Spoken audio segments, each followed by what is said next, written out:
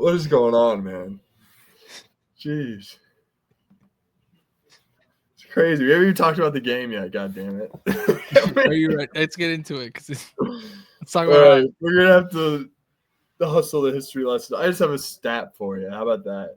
I love it. Here's a little, because we know Ohio State. They're the most traditionally rich school in the conference. Nope. Actually, well, in the conference. Good. I'm glad you said that because I was going back and forth with, obviously, a friend of the show and Voice of College Football is Mark Rogers talking about Ohio State, and he called them the winningest program in the sport. And I said, don't disrespect Yale like that.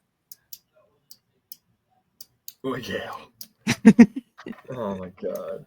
All right. Well, I would put Alabama there, but like in the modern, like you want to hear something crazy?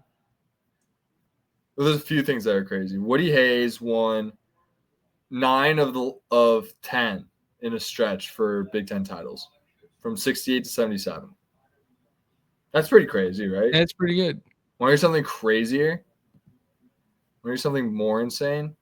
Jim Tressel ended his run with 6 straight Big Ten titles. That's crazy. And then they implemented the Big Ten title game in that era. Ohio State has missed the Big Ten title game only 3 times. Was it the last 3 years? 15 years. So they've made the Big Ten title game 13 of the last 16 years. Isn't it the last 3 years, though, that they've missed it? What? Big Ten title game? They have not won the Big Ten since 2020. A year where they didn't technically play enough games to be in that title game, by the way. It should have been Northwestern Indiana. We'll die on that hill. Anyways. So no, they literally changed the rules. They acknowledged they changed the rules. Huh? The conference literally got together and changed. They were like, Ohio State's too talented to not play in the Big Ten championship game. They made a rule and then they changed it. Correct. Because to be fair, like Michigan kind of fucked them. It's kind of fuck you from Michigan. It was like, we're just not playing the big game. We're just not playing the game. The Michigan was like, we're definitely going to lose and it's COVID, so we're out.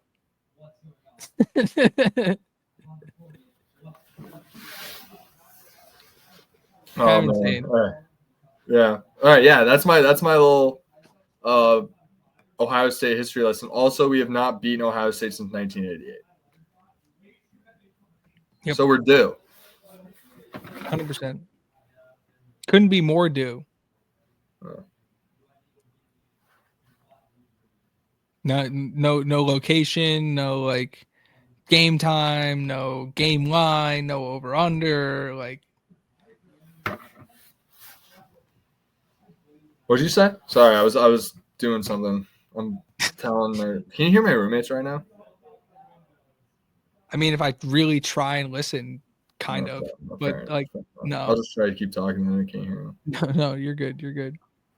No, I was saying like, no, we don't have a game line. We don't have a game time. We don't have a game location. Like what? We don't. You don't have any of that.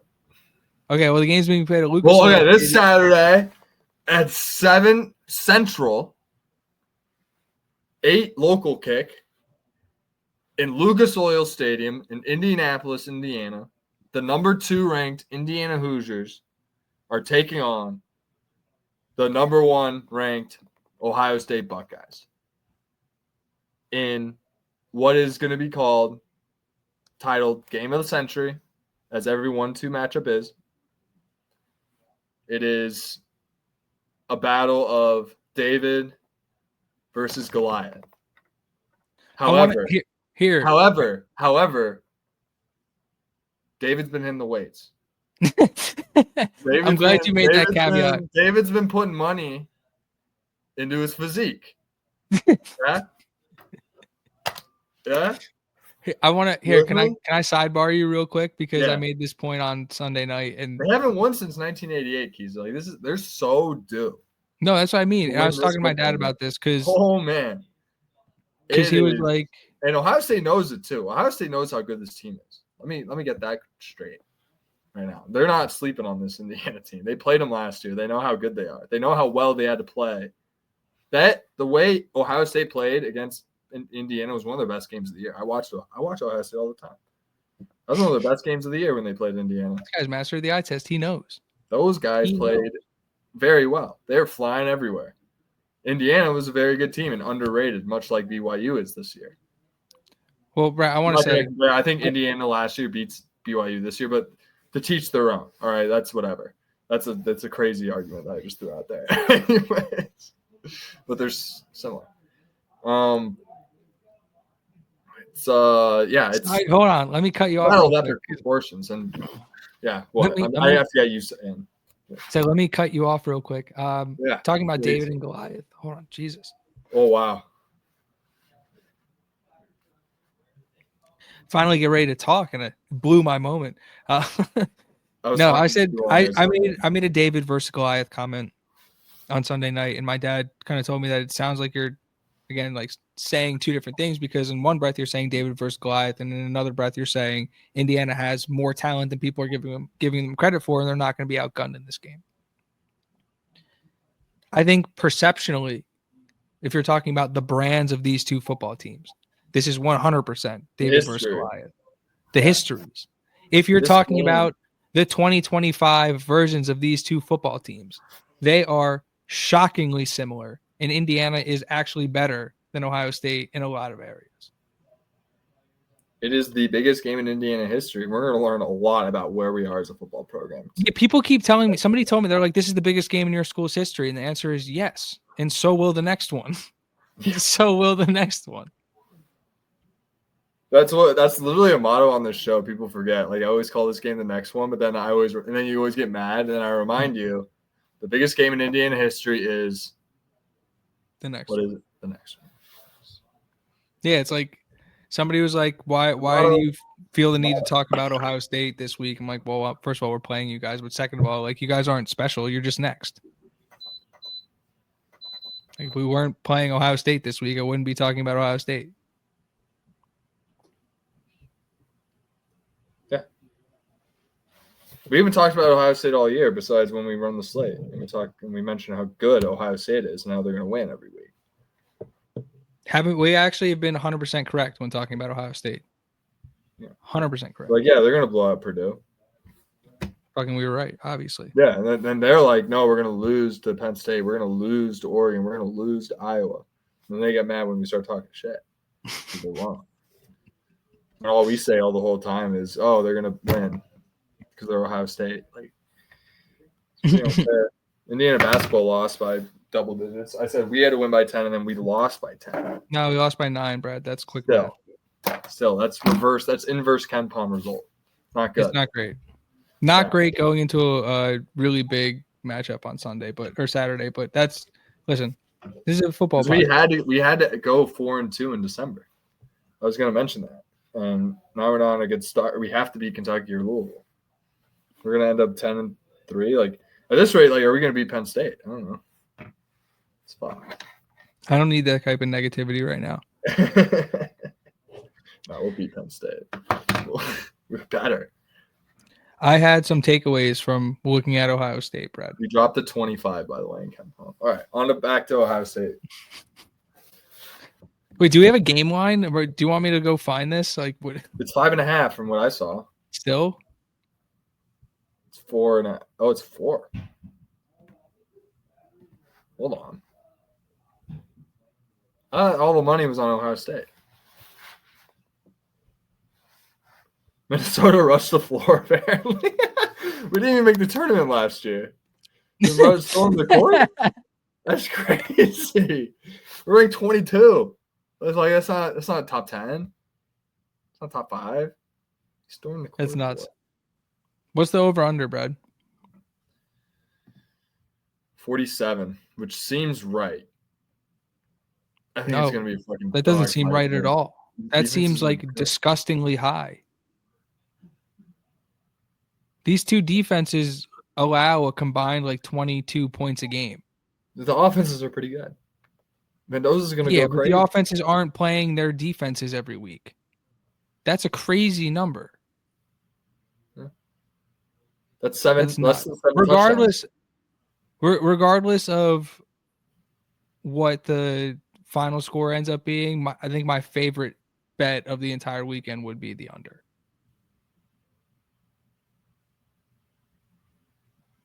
I think my favorite bet of the entire weekend would be the under. My favorite bet of the week would be Elijah Surratt touchdown. Guy's automatic. 80% of his catches go for first downs or touchdowns, Brad. Yeah. But obviously Ohio State starts and goes with Julian saying the dude really hasn't been uncomfortable at all this year. Did Texas make him a little uncomfortable? I don't know. I would say I would probably chalk that up more to first start jitters. I think it's funny. One of the things I like to throw at the Ohio State fans is like they only scored 14 points against Texas, but that was week 1, and that was you have an entire glorified scrimmage. Exactly. You have an entire offseason to game plan for one game. You're also making your first start in your college career. Like the Julian Sayin that started in that game is not the Julian Sayin that's going to be walking into Lucas Oil Stadium. Like this is a completely different football player. So like I'm not going to say like the kid can't perform under pressure or is like can't get right or anything. Like, but the reality of it is we don't know. Like I don't know what it looks like when that kid gets sacked 2-3 times or like it's getting pressured or getting hit all the time. Like he's pretty much shows up with a clean jersey and leaves with a clean jersey. Juxtapose that with Fernando Mendoza. Like I know what that kid looks like when he gets hit a bunch of times. He's going to keep getting up and keep making throws. And it's probably going to make him better. So again, it's like, I'm not saying Julian Sayin can't do these things, but it's not something that he's had to do at all in his college career at all. Yeah, it's good. Obviously, he's throwing to like you remember the Oregon preview. Mm-hmm. It's very similar. You gotta hit Sayin. I think we can. We have the D line to do. I think we can make him very, very uncomfortable. I wish we had Kellen White for this game. It'd really help. But Kamara, Daly, they're gonna have to get and Dukeway maybe. They're gonna have to get crazy. They're gonna have to go a little crazy today. Bones Jones, get into the quarterback. Those guys are gonna have to really, really play stellar games. Tyree Tucker, Landino. I was gonna say, obviously, he's throwing to two of the most talented guys in college football: Jeremiah Smith, who everybody says is better than Julio Jones at this age, and Carnell Tate, who looks like another first rounder. The thing that potentially could bode well for Indiana is we don't really know the health of those guys. You presume that they are 100% healthy. The Ohio State didn't need either of them really to win any of the football games they were playing down the stretch. I can tell you at least Jeremiah Smith looked pretty damn healthy against Michigan.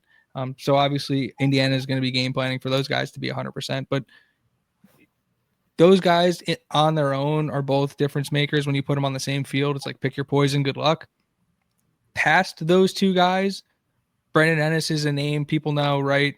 But if you look at his production, he looks more like Riley Nowakowski than even like an EJ Williams in terms of like what he's put on the field this year. Max Clare, the Ohio State tight end who transferred from Purdue, actually looks more like their third receiver. And then past kind of those four guys, like they haven't had anybody, like there is no really Charlie Becker in their room or like, and I'm not saying that there aren't talented guys who can go make plays. Like obviously it's Ohio State. They have guys who are talented, but we just haven't seen it happen yet. And I think that goes to like Cignetti in his press conference talked about Ohio State looking like they're holding back. And it's like, it does kind of look like they're holding back. It feels like they could be blowing these teams out a little bit more. Like, their point differential could be a little bit better. And I don't know if that was on purpose or it's just that this is the ceiling of that football team. We're going to find out. Ohio State's very good. It does feel like that's not I what think I'm they're saying. just as good as us. I think they could have blown. We can point out. I just think if you can, you do. Point how we're better, and I don't think that's going to do anyone any service. I think these are the two best teams in the country. I'm just saying I don't think Ohio State is as mythically better than everybody else in the country. Like I think they're in that top 5 team. They are not as good as they were last year as a whole. I think their defense is better. But their defense was very good last year. And I don't think that group gets enough credit for how good they were. The offense, I think, is a significantly lesser offense because Will Howard had that dynamic kind of in a pinch could run it and make you pay, right? Like there was a rushing element of Will Howard that Julian Sayin just does not have. Julian Sayin's got 27 rushing yards on the season. I don't think Ohio State's O-line is as strong as it was last year. Like I said, I watch a lot of Ohio State football. I don't think it's as strong as it was last year. And I think that is actually a matchup where I think we can expose. I think we can win at the line of scrimmage when they have the ball. Whereas opposed, I think we could put up a better fight against their D-line. I know how good their D-line is, but I also know how good our O-line is. Our O-line was nominated for a Joe Moore Award. Theirs was not. There's a reason for that, right? If they were as dominant as an undefeated team, you'd expect their O-line to be nominated for that type of award if you're undefeated in college football and you're Ohio State. Yeah, I think the saving grace for Ohio State fans has been their I don't want to say newfound ability to run the ball. Their weapons are insane. Their weapons are insane, but they've been able to develop the run game in a way, especially over the last couple of weeks, where like Bo Jackson, obviously really, really talented freshman. People kind of had him on their radar going into this season, but like even I thought like CJ Donaldson would end up being like their lead back just because he was a little bit older, had the experience. Like Bo Jackson's the fourth leading rusher in the Big Ten. He's probably going to rush for 1,000 yards this year as a freshman. Like that dude is unbelievably talented, and Indiana is one of the best defenses in the country against the run. They're going to have to bottle that guy up. Versus Jackson is one hell of a matchup. Hardy's probably going to be matched up against Max Clare. Another hell of a matchup. I think Hardy won that matchup last year in the Purdue game.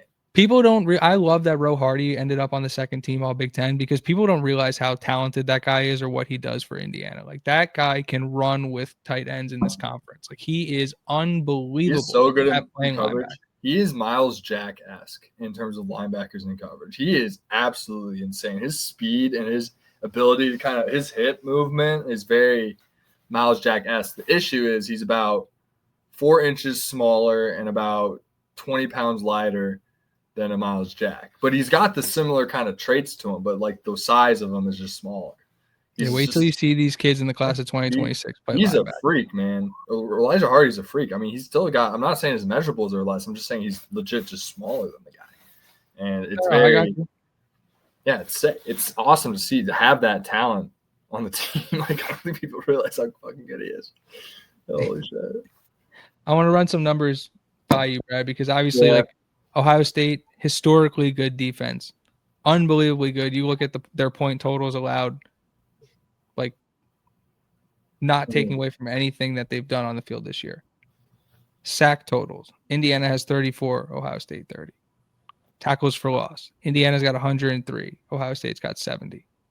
Interceptions. Indiana's got 16. Ohio State's got 7. Forced fumbles. Indiana's got 9 forced fumbles. Ohio State's got 8. Now, I put a little like bracket around all of that, and then I wrote Caleb Downs and put a box around it. And like Ohio State has Caleb Downs. So like first, like you can lean on stats or look at like what it's like at the end of the day, like the best player on the field is going to be on Ohio State's defense. And so that's something that Indiana has to account for. 100%. Yeah. I'm reading Colorado Krugel's comment. Will Evans start this game? I hope so. Have we heard news on that, Keezer? And I doubt we will hear news. I looked at the snap counts last week. Start Leifried or Ajani because they've been kind of playing both of them at the left guard spot. I looked at the snap counts last week. Ajani led the team in snaps last week, so my guess would be Ajani. He's been kind of rolling. He's been playing. Evans didn't play at all. Benson played like second team snaps. Yeah, it's kind of frustrating that we're losing tackles because all of a sudden, like, we're returning 3 playable guards next year. Well, one of those guys is going to move the center. It's probably going to be Bray. It's probably going to be Leifried. It's probably going to be Bray. Playing center. No, it's going to be – You texted me. Well, yeah, but I'm talking about Evans, Lynch, and Ajani, the guards. They're all really good. So they're probably going to move Bray Lynch to center next year and not have to use some money for the portal to bring in a guy, which is nice. It's good. It's good. And they'll probably go after a tackle. Probably get their Isaiah World, type player. Let me throw a couple more numbers. But yeah, I really hope Drew Evans plays. Yeah, I do hope Drew Evans plays. Indiana has 800 more all-purpose yards than Ohio State. They are also have a better point differential at 33.4. Ohio State's is 29.3. So as good as that Ohio State defense is, Indiana's offense is better than Ohio State's offense. Indiana's strength of record is 1. Ohio State's strength of record is 2. And obviously, I mean, I don't love these metrics. And then Indiana's strength of schedule is 45. Ohio State's strength of schedule is 46. And so any type of mention of like, oh, Indiana's schedule was easier than Ohio State's or the opponents, actually, technically, Indiana's schedule was harder than Ohio State. But you're splitting hairs there. You know what I mean? So it's like they played very similar schedules and they stat very similarly. Indiana is more like Indiana's stats look better.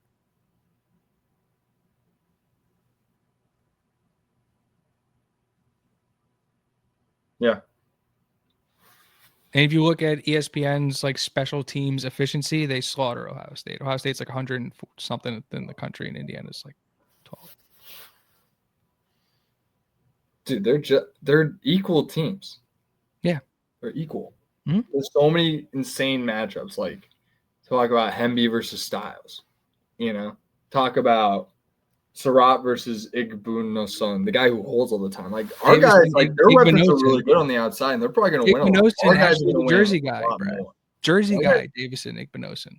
Yeah, we're going to win a lot more than them. I mean, I will say Igbonosun has thrived in the Matt Patricia system this year. However, he's very known for being that holding type corner.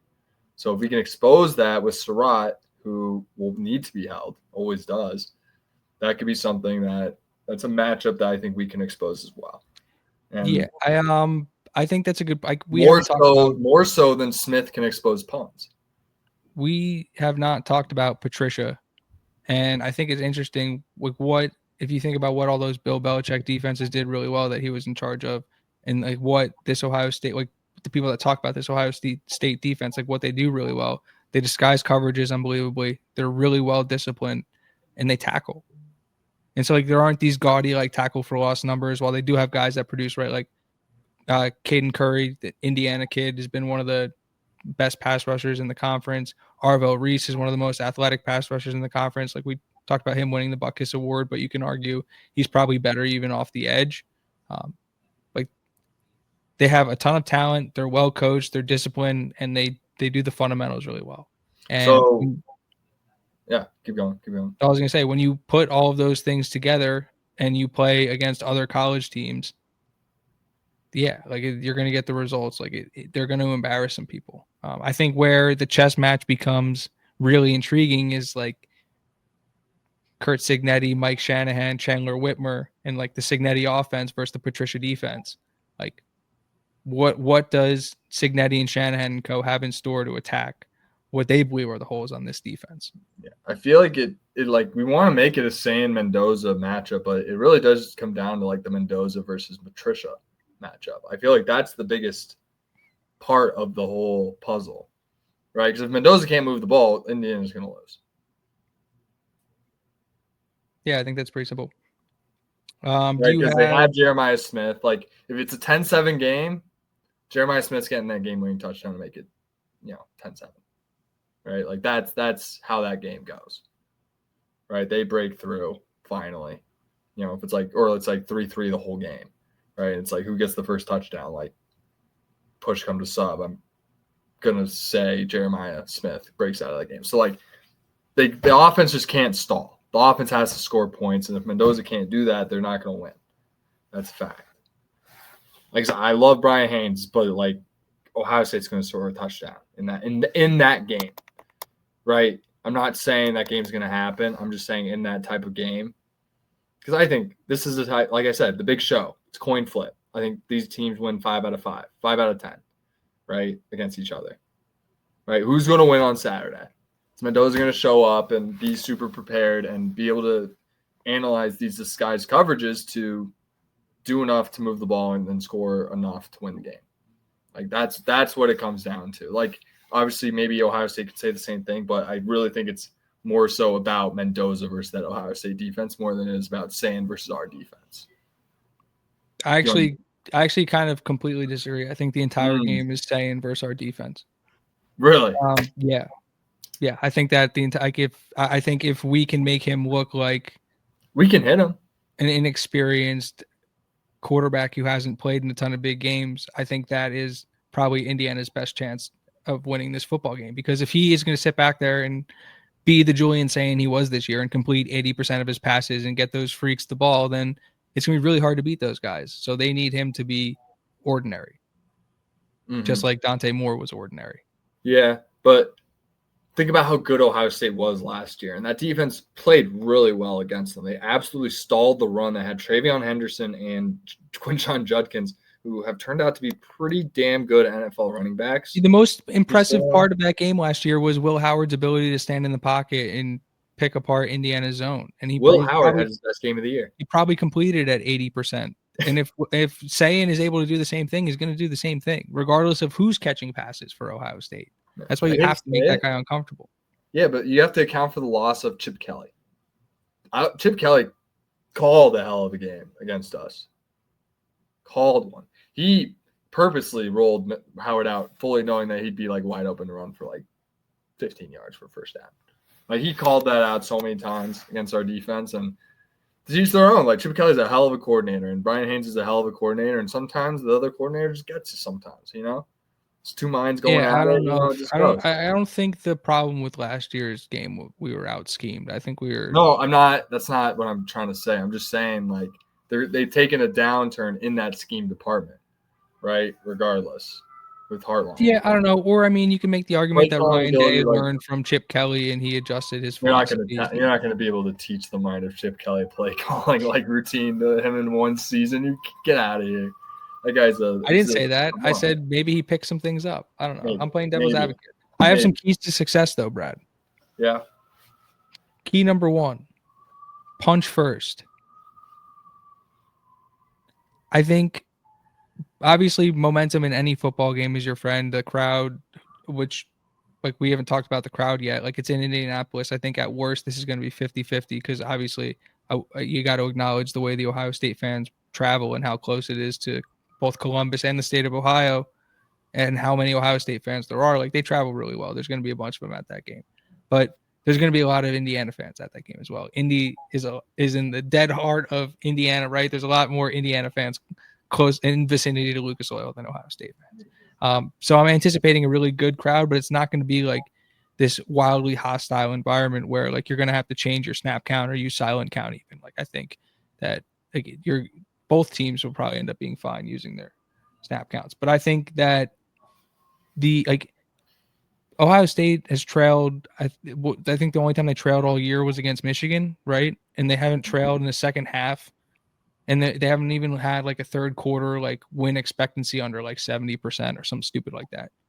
You got to make this team sweat a little bit. You start getting into the end of the first quarter, early second quarter, end of the second quarter, going into halftime, and they're down. And they have to think about that for the first time all year, and those thoughts fester. It's like, yeah, that's exactly what you want going through that locker room. Like if Ohio State gets to halftime and they're on cruise control and they're like, we've done this 12 times every year, like it's a much harder second half. So I think you have to punch first. It's a great point. And think about this: who has played the more closer games this year? Who's been in more dogfights? Who's been the one to have to figure it out as opposed to feeling uncomfortable? Ohio State has not been uncomfortable. We talked about the matchups in the game once. It seems very, very even in a lot of spots. Like across the board. Like Ohio State's got us in some areas. We got them in some areas, but like it all kind of levels off. So it's like push come to shove, who's going to figure it out? And Indiana has a lot more experience figuring it out. 100% agree. Special group. I mean, they got this Mendoza guy who's going to stare him in the eyes in a big drive and be like, hey, this is the play call. Let's run it. We've done this a million times. Let's go. And they're going to drive down the field. We watched the Penn State game. We watched it. Penn State's just as talented on defense as Ohio State's defense is. Talent-wise. Paul, no. Yeah. No. All right, whatever. They're comparable. All right, moving on. No. Stop. No. They're comparable. I'm not letting you make that point. I'm just not. This is the best defense Indiana. But you know what I'm saying. Oregon's defense is better than Penn State's. Who? Oregon's defense is better than Penn State's. Yeah, and they did just fine against them. Yeah. But I'm just saying, like, I don't know. I'm just okay. Anyways, key number 2, because they've been I able to pull it out against top defenses all on the Correct. road. This game is on a neutral site, and they're probably gonna have a home lean. Yes. Key Probably number 2, because I had a perfect transition when you mentioned Mendoza, and then but anyway, protect Fernando Mendoza. Keep that dude upright. Oh, please. And obviously we've seen him be able to get up and like take hits and all of that, but like you just don't want that happening. Keep the guy on his feet. You know he's going to be able to make plays. Give him enough time. He's going to find the right read. He's going to get the ball in our playmakers' hands. Like keep the guy on his feet. They're just not a high sack team. I feel very confident about Carter Smith in this game and even Khalil Benson. I wouldn't be surprised if if this was the game where they decided to use Arvell Reese. Like I don't want to say exclusively on the edge, but like his edge snap count is like significantly higher. If I'm them, I think they have to try to get Reese to expose Benson. Like I don't think he's going to do anything against Smith. I'm just saying I think he's probably the best pass rusher on their team, and like the way the NFL world is talking about that kid right now, that he's going to be a top 5 pick, and it's not because of his ability to play linebacker. It's because they want to Micah Parsons him and move him to the edge. I'd probably just ride that wave and do it in college if he's going to be the most disruptive player on the field, enough to get drafted number 1. Like it's his choice. I'm not saying it's Arvell Reese's choice. I'm saying like the coaching staff decides to use him in that way. Like I wouldn't be surprised if Matt Patricia like understands that and is like, I don't need to put that on film all the time, right? Or I don't need to use this that many times, but I can pull it out in big games. Like I'm just saying, like I would be probably on the lookout for something like that. They will. They'll use Peyton Pierce as the other linebacker and rush Reese. I think they do that all the time. No, they do that. I'm just saying, like I don't know if I'd look at I would just take their numbers at face value, understanding that they have a bunch of talent that can change the game and kind of almost toss all that stuff out for this game.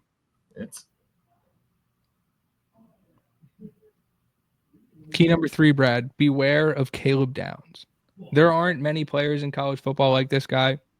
It's funny. I had the spiel the other night where I said, you talk like anybody who talks about the most talented players in college football, like at any position, his name comes up. It's a top 3, top 5, right type talent in the sport.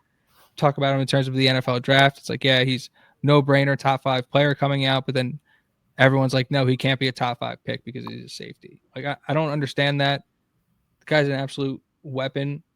You got to know where he is at all times. Like he's one of the very few, like, again, there aren't many players like him in the country, and you have to be aware of where he is because he can completely ruin the game. 100%. And he had that punt return last year. He likes to turn the ball over. He's just great ball skills. I mean, he's just a special talent. Like the Ed Reed compliment from Mendoza is so well deserved. He's one of the best safeties I've seen, possibly ever. And he's gonna be lurking all over the place. They use him. They bring him off the like he blitzes. He plays center field, like you said. He's it's hard to think of someone who can't tackles. He just can't. He can do everything. Like he can hit hard. He's a physical presence. He can run stop. He can ball hawk. He can cover man. He can cover zone. He can punt return. He can kick return. He can probably play receiver if you wanted to. He's an insane talent. Isn't his brother's Josh Downs? Yeah. I'm sure he probably could play receiver. Yeah. He's going to be – it's crazy that safeties don't have that crazy high value because he's probably going to drop out of the top 5 because because he plays safety. But, I mean, if he falls out of the top 10, that's crazy. If they just listed him at linebacker and he'd probably, or like – yeah, whatever. But, yeah, you have to know where that guy is. Key number 4, make Julian Sayin uncomfortable. We just talked about it. Hit him. Obviously, you want to make any quarterback uncomfortable, but it's a little bit different. Like when we talk about Mendoza, it's almost better to – I don't want to say it's better to force him to make throws, but it's like it's like he powers up when you hit him. Like not to the point where like you don't want free hits on your quarterback. You don't want him to get hurt, but it's like that physical aspect of the game is like kind of gets him going a little bit versus like we don't really know how Julian Sayin responds when he gets hit a lot. So this would be a great day to find out. And if Indiana can find out, and listen, it might just be that you hit that kid a bunch of times and he just gets back up and he keeps slinging the rock and he's just like that dude and he's a 5-star and he's gonna be like that. The reality is we don't know, and we should find out.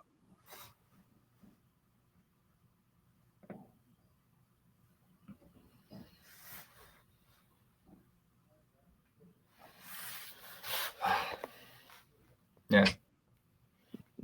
And key number 5, Brad.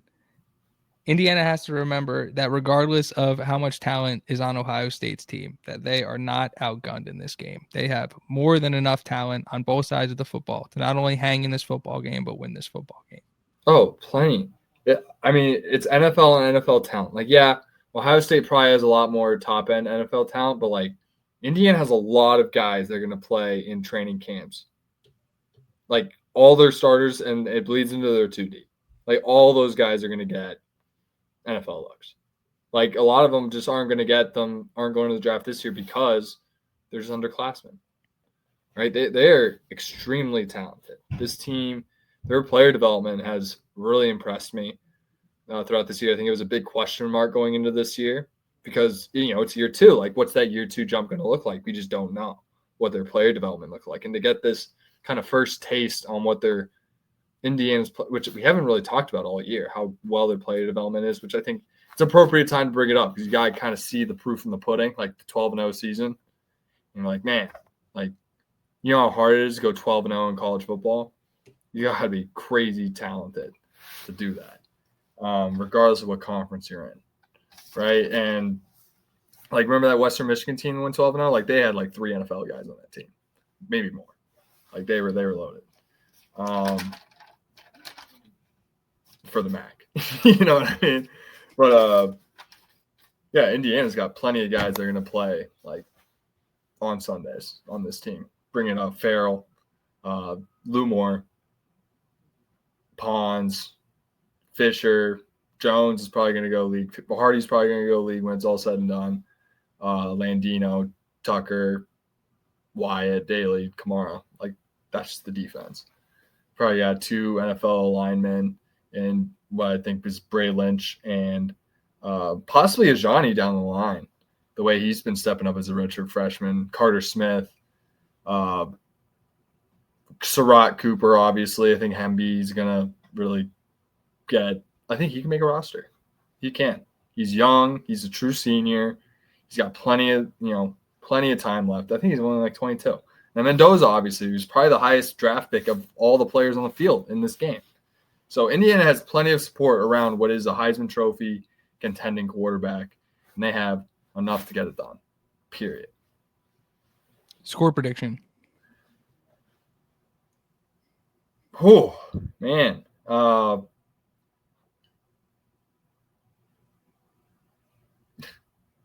25-22. Just wacky. 25-22 Hoosiers. 25-22 Hoosiers. Yeah, obviously. That's a wild score, Brad. I'll knock your socks off here. No. I actually like Indiana a lot in this game. And I like the Hoosiers 21-7. Woo! Man. Here, let me tell you why. And again, I think it's going to be a dogfight. I think it's going to be a dogfight. I think it's going to be a defensive battle. I'll say this, though. I haven't seen anything other than really crowd noise put a dent in what this offense can put on the field, right? And so if you eliminate crowd noise, the least amount of points I've watched Indiana's offense put up is like 28. I could see it happening. So Ohio State, for as much talent as Ohio State has, the biggest issue Indiana had in last year's game was the crowd noise. That is not going to the moment was too big for them last year. The moment will not be too big for them this year. Exactly. Scheme wise, they can more than compete. They've upgraded athletically. I think this is a situation where Indiana scores first. The defense plays really well. And it's just that it's almost like deer in the headlights, before anybody even knows it, it's 14-0. And that's kind of the way the game goes. You know what your score prediction made me think of? What's that? Remember when we went to Eugene and beat the piss out of Oregon? Beat the piss out of them. That's what winning into this game felt like. I don't think we talked about like insane. Like I don't think we emphasized how they actually like handled the Ducks. Like they beat the piss out of them. If Mendoza doesn't throw that pick, that Indiana wins by 2 the touchdowns. Fourth-ranked team in the country, and they went to their place and spanked them. So I don't hate your score prediction at all. I think Ohio State. My score prediction comes from the idea of, I think Ohio State is saving it. You know how we were talking like they're letting up a little bit. I don't think they let up this game. I think we win and we win hard. It's not going to be easy. It's not going to be fun. No, I don't think this is going to be an easy 21-7. I think this could be more of like Indiana scores on their first possession, like quick 3 and out, like big punt return or like interception, like good field position score again. All of a sudden it's like 14-0 and Ohio State's truly playing from behind for the first time all year. I think that's how you get 21-7. Interesting. At the same time, like you really want to punch in early. I think they should ask for the ball. Hard. They should get the ball first. That's what they should do. I do like that. They did it because at the end of the day, like if you can't score on this Ohio State defense when everybody's fresh and you schemed up and like if you can't put a good scripted drive together against this Ohio State defense, like forget it. You're not scoring when the play opens. Yeah. And so like if it looks like they're constricted and can't score early, like yeah, it's going to be like really nerve-wracking. But on the flip side, like I think Indiana has a really good first scripted drive. I think they can win despite not scoring on their scripted drive. They could. But again, I think they're talented enough to figure it out. And they are, but it gives me less confidence if you have 8 days to game plan and you come out and you're like, you know what I'm saying. They usually punch first, though. That team has punched first in every game. Penn State, Indy, Iowa, Oregon. At the same time, like I could also see this being like 2011 Bama versus LSU, where it's like 9-6, and neither offense can get going, and it's just a straight up rock fight, and it's just like 11 yards and a punt for an hour, and it's just Big Ten football, and it's awesome. You know what I mean? Like I can see that happening, and I can see both. What I can't see, and what like again, like anything's possible. I can't see this being like a 37-34, like high scoring, like defenses cancel each other out and the offenses go crazy type game. Like I don't think that's what happens. There's no way this game exceeds 60 points. No. I think that over being at, again, regardless of who wins, the over under being at 47.5 is crazy. Yeah, there's no way this game exceeds 60. There's just no shot. I don't think it exceeds 50, and like I said, I like that's the under is probably but I think it's actually like impossible for them to hit, like exceed 60. I just think the defenses are too good. Yeah, exactly. I don't think either of them score 30 individually. I think if either of these teams get to 30, they're absolutely winning the game. Yeah. First one to 30 wins is probably like how this one goes. 100%. First one to 20 wins. First one to 17 wins. I like that. First one to 10. First one to have a double-digit lead wins. Yeah, so seriously. Which probably won't even happen in the game. I like your take. It's good. You want to run through the college football slate? Yeah, let's do it. It's not a big one. Championship. I love my take too, Brad. If it comes to fruition, we're sitting here on. You like my 25-22? You like my wacky little Big Ten championship score? It's fun. I like any result that has Indiana winning is a result that I like. It's actually 24-21, but they both convert 2-point conversions. You like that? Yeah, it's because you're anti-extra point, so that no, it's gonna be I'm picturing like it's gonna be 17-14 most of the game, and then Ohio State's gonna do it, and then for whatever reason they're gonna go for 2. They're gonna get.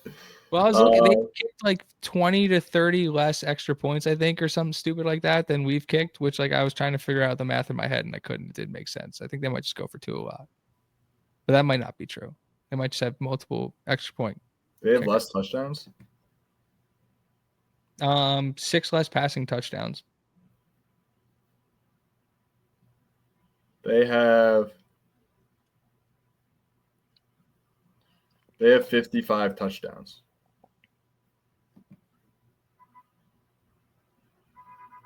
on offense. I feel like that's less than us. Definitely. We score more touchdowns than us. We do.